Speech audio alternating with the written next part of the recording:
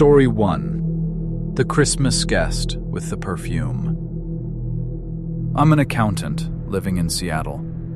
After my 2-year relationship ended last November, I found myself alone in a spacious 2-story townhouse in Capitol Hill. Being newly single right before the holidays is a specific kind of lonely. The rain doesn't help. It just makes you want to stay inside. I re-downloaded Tinder. It felt mechanical, but it was better than staring at the walls. That's how I matched with Vanessa. Vanessa's profile was vague, just a few blurry selfies and pictures of coffee. We chatted for a bit, but it fizzled out. She became one of those matches who just watched my Snapchat stories silently. Then, in mid-December, I posted a story of my empty living room with the caption, "To decorate or not to decorate?" Vanessa slid up immediately. "Definitely decorate." "Need help?"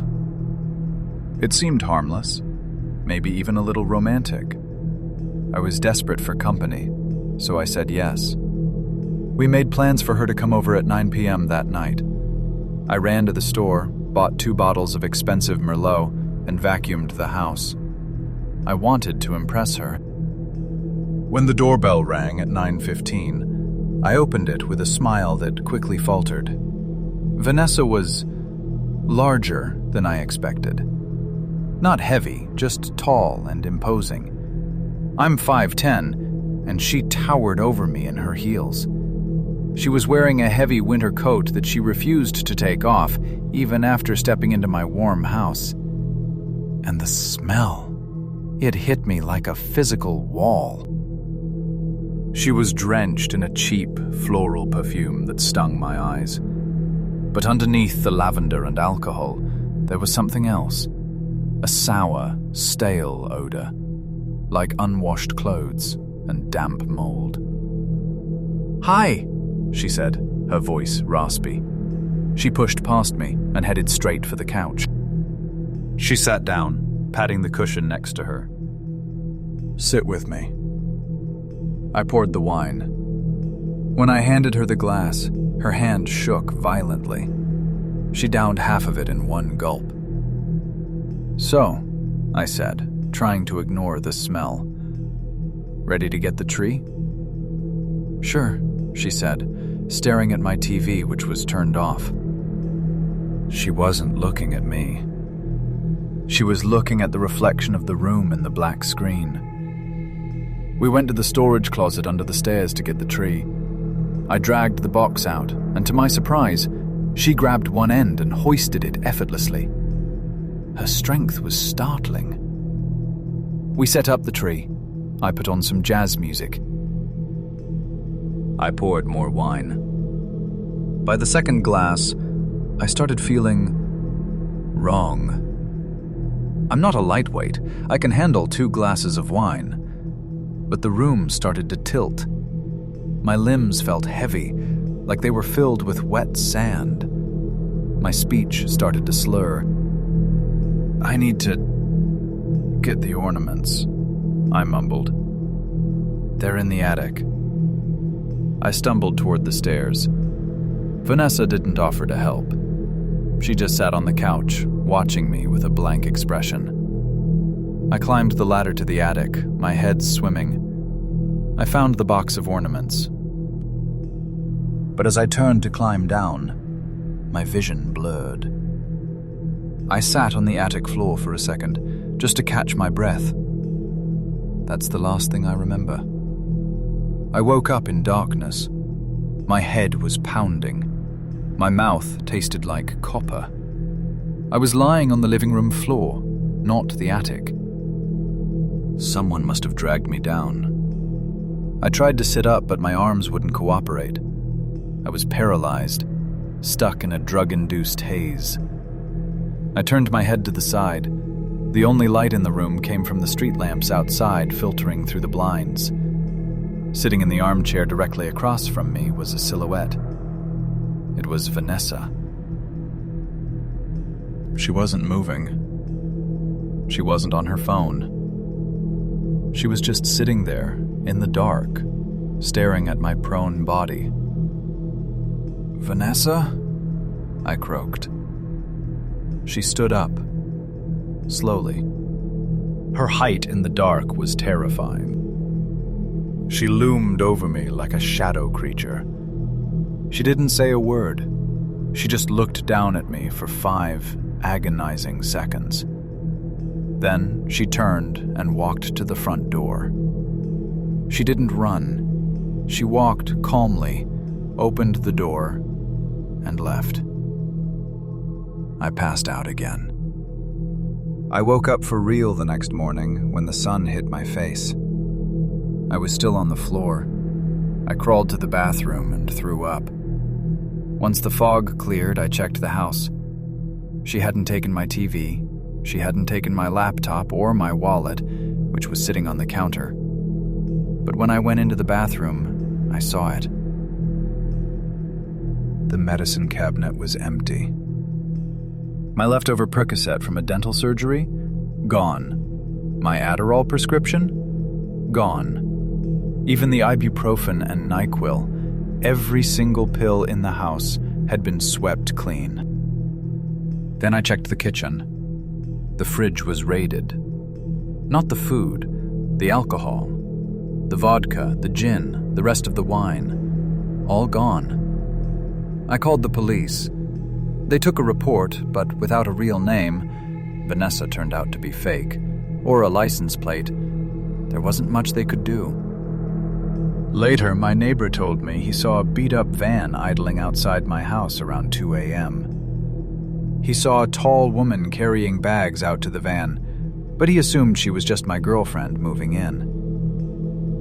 Here's the part that haunts me. The police toxicology report confirmed I had been dosed with a powerful sedative, likely benzodiazepines. She didn't just want to rob me. She wanted me unconscious. And I realized something else. That smell? The moldy, unwashed odor masked by perfume. She was homeless. She was living out of that van, and she had probably been watching my Snapchat stories for weeks, waiting for me to invite her in so she could restock her supply. I threw away the Christmas tree. I couldn't look at it without seeing her silhouette sitting in the dark, waiting for the drugs to kick in. Story 2. The Santa in the Snowstorm. This happened on Christmas Eve, 1998. I was 10 years old, and my little sister, Maya, was 6. We grew up in a wealthy suburb of New Jersey, the kind of place where people hire professionals to hang their Christmas lights. But our house was the dark one on the block. We're Jewish, so we didn't do Christmas. No tree, no lights, no Santa. My dad was an ER doctor, and since he didn't celebrate the holiday, he always volunteered to work the overnight shift on Christmas Eve so his Christian colleagues could be home with their families. That meant he was gone by 6 p.m. That left us with Mom. I don't like to speak ill of the dead, but back then, Mom had a problem. She started drinking wine at noon. By the time Dad's car pulled out of the driveway, she was usually on her 3rd glass. By 8 p.m., she was passed out cold on the master bedroom floor. So, it was just me and Maya, watching cartoons in the living room while a blizzard raged outside. Around 9:30 p.m., there was a heavy knock at the front door. I paused the TV. The house went silent, except for the wind howling. "Is it Dad?" Maya asked. "Dad's at work," I whispered. "Stay here." I dragged a dining chair over to the front door so I could look through the peephole. Standing on our porch, covered in snow, was a man dressed as Santa Claus. But it wasn't a nice suit. It looked cheap, flannel, not velvet. The beard was thin and crooked. He wasn't holding a sack of toys. He was holding a black trash bag. He knocked again. Bang, bang, bang. "Hello?" I yelled through the thick oak door. "My parents aren't home," Go away." The man leaned close to the door. "Ho ho ho," he said. His voice wasn't jolly. It was flat, gritty. "Open up, kid. I got presents for you." "We're Jewish," I shouted back. "We don't celebrate Christmas. You have the wrong house." There was a long silence. Then the man's tone changed completely. "I know you're Jewish," he said. "I'm a special Santa. I have presents for Jewish kids, too. Open the door." A chill went down my spine. I ran to the kitchen and grabbed the landline phone. I dialed 911. "911, what is your emergency?" "There's a man at my door," I said, my voice shaking. "He's dressed like Santa and he won't leave." The dispatcher sighed. I could hear the exhaustion in her voice. It was Christmas Eve. She was probably dealing with drunk drivers and domestic disputes. "Honey," she said condescendingly, "is he trying to break in?" "He wants me to open the door. He says he has presents." "It's probably just a neighbor trying to be nice," she said. "Just don't open the door. He'll go away. Merry Christmas." Click. She hung up. I stood there, holding the dial tone, feeling a terror I can't describe. The police weren't coming. Mom wouldn't wake up. We were on our own. I went back to the living room. Maya was crying. The banging started again. Harder this time. The door frame shook. "Open the damn door!" the man screamed. Then he stopped banging. He tried a new tactic. Hey, buddy!" he yelled, his voice suddenly sounding panicked. "It's me! It's your dad!" I froze. "I dressed up as Santa to surprise you!" he yelled. "But I forgot my keys. I'm locked out and I'm freezing to death. Open the door, son, please!" For a split second, I hesitated. Could it be Dad? But then I remembered. Dad took his pager. Dad hates dressing up. And Dad would never scream at us like that. "You're not my dad!" I screamed. He started kicking the door. Thud, thud. I knew the wood wouldn't hold forever. I needed help, real help. I looked at the menorah sitting on the windowsill. We had lit the candles earlier that evening for the 4th night of Hanukkah. An idea hit me. It was stupid and dangerous, but it was the only thing I could think of. Our house had a monitored fire alarm system. If the smoke detectors went off, the fire department was dispatched automatically. They didn't ask questions, they just came. I grabbed the shamash candle, the helper candle used to light the others. I dragged the chair into the hallway, directly under the smoke detector. "Maya, go hide in the bathroom," I ordered. I stood on the chair. I held the lit candle directly under the sensor. I blew it out, letting the stream of gray smoke float up into the plastic vents. I did it again, and again. Beep, beep, beep! The alarm shrieked. It was deafening. I ran to the window. The Santa on the porch didn't run away. He looked confusingly at the house, then stepped back into the shadows of the porch pillars. 5 minutes later, sirens cut through the blizzard. A massive fire truck pulled up to our curb, lights flashing red against the snow. I felt a wave of relief, but then I saw the Santa run down the driveway to meet the firefighters. He was waving his arms. He was pointing at the door. I cracked the window open just an inch to hear, "Thank God you're here!" The intruder yelled at the fire chief. "I'm the father. I dressed up for the kids, but I locked myself out and I think they started a fire trying to cook. Break the door down. Save my kids." The firefighters looked at him. He sounded convincing. He sounded like a panicked father. 2 huge firemen grabbed axes and ran toward our front door. They were going to break it down. They were going to let him in. "No!" I screamed, pushing the window up. "Stop!" The fireman looked up at me. "He's not my dad!" I shrieked, tears freezing on my face. "We're Jewish! Look!" I pointed frantically at the menorah in the window. Then I grabbed the kippah, yarmulke, off my head and waved it at them.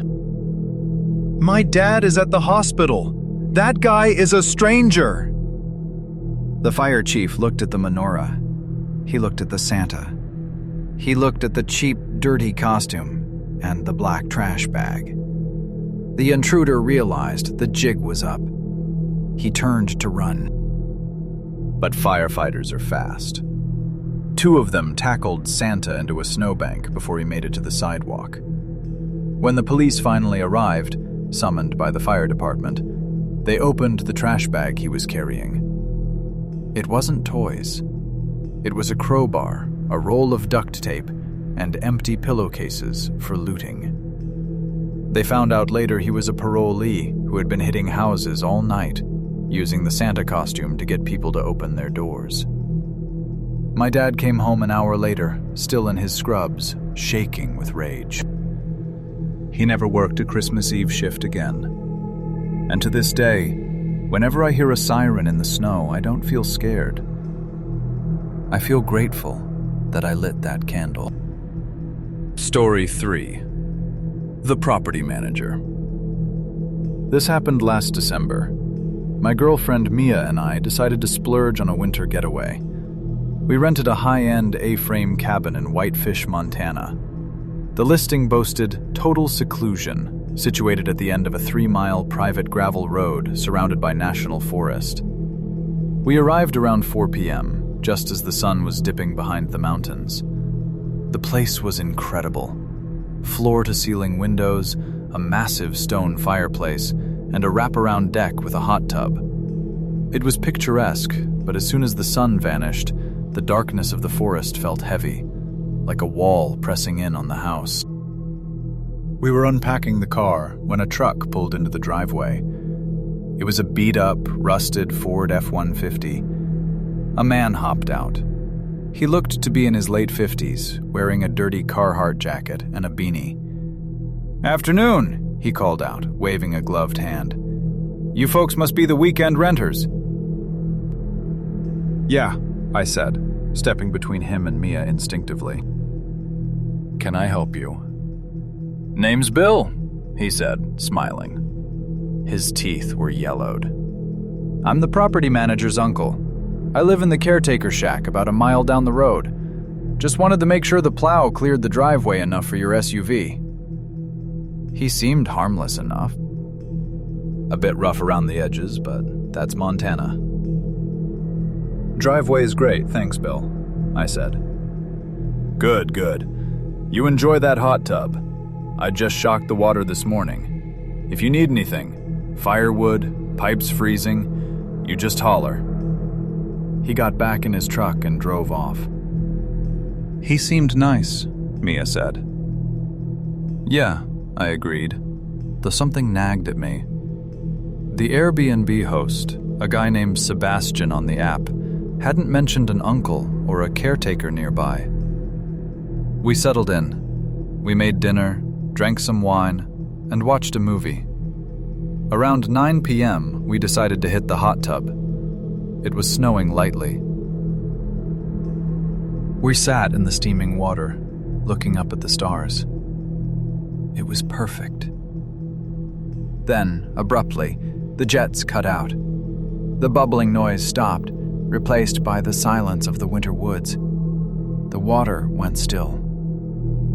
"Did you hit the button?" Mia asked. "No," I said. I reached over to the control panel. The lights on the panel were dead. Must be a breaker. That's when we heard it. Crunch. Crunch. Crunch. Footsteps in the snow. Heavy, deliberate steps. They weren't coming from the driveway. They were coming from the side of the house, circling the deck where we were sitting. "Hello?" I called out. The footsteps stopped instantly. We scrambled out of the tub, freezing wet, and rushed inside, locking the sliding door behind us. We peered out into the dark, but saw nothing. "Probably just a deer," I lied to Mia, though I knew deer don't walk with a heavy, two-legged rhythm. We decided to shower and warm up. I went first. The water was hot for about 2 minutes, then it turned ice cold in a split second.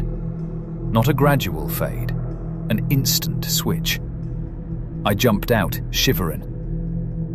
"Water heater's busted too," I yelled. I grabbed my phone and messaged Sebastian, the host.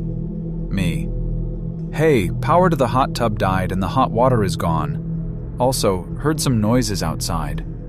Sebastian replied 10 minutes later. "That's weird. The heater is new. I'll send my maintenance guy out first thing in the morning to check it out." Sorry about that. We didn't sleep well. Around 2 a.m., we were woken up by 3 loud, aggressive bangs on the front door. Boom, boom, boom. I grabbed the heavy iron fire poker from the fireplace. I stood at the bedroom door, listening. I heard the front doorknob jiggle, metal on metal, then silence. We stayed awake until dawn. At 8 a.m., I was in the kitchen making coffee, eyes glued to the window. I saw Bill's rusted Ford truck pull into the driveway. He got out, carrying a red toolbox. He walked right up to the front door and didn't even knock. He just reached for the handle. Finding it locked, he knocked impatiently.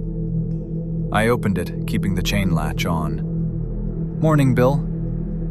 "Morning," he said, not smiling this time. "Sebastian told me the water heater is acting up." "I'm here to fix it." I felt a wave of relief. Okay, so he did know Sebastian. He really was the maintenance guy. I was just being paranoid. "Yeah, come on in," I said, undoing the chain. "It's in the basement, right?" "Yep," Bill said, stepping inside. He tracked mud onto the rug. He walked straight past me, opening the basement door like he owned the place, and disappeared downstairs. I went back to the kitchen to pour coffee for Mia. My phone buzzed. It was a message from Sebastian on the Airbnb app.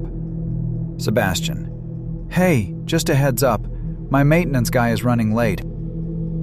His name is Greg. He drives a white van. He should be there by 10 a.m. My phone slipped out of my hand and hit the counter.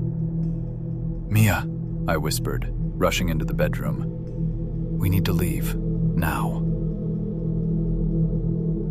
"What? Why?" "The guy in the basement isn't the maintenance guy." We didn't pack. We didn't change out of our pajamas. I grabbed the car keys and Mia's purse. As we ran toward the front door, I heard heavy boots thumping up the basement stairs. Fast. We burst out the front door and jumped into my SUV. I slammed the locks and hit the ignition. As I threw the car into reverse, the front door of the cabin flew open. Bill stood there. He wasn't holding a wrench.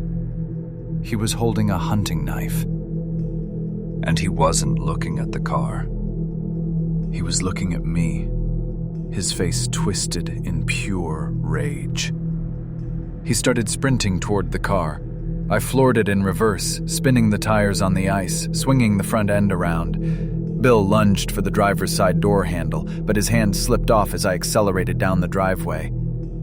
I watched in the rearview mirror as he stood in the middle of the snowy road, shrinking into the distance. We drove to the sheriff's station in town. When the police raided the cabin an hour later, Bill was gone. But what they found in the basement made me sick. Next to the water heater, he had set up a cot and a small camping stove. He had been living down there. And the broken water heater? The pilot light had been blown out manually. The breaker for the hot tub had been flipped off at the panel. He had cut the utilities on purpose. He wanted to force us to call for help so he could come inside.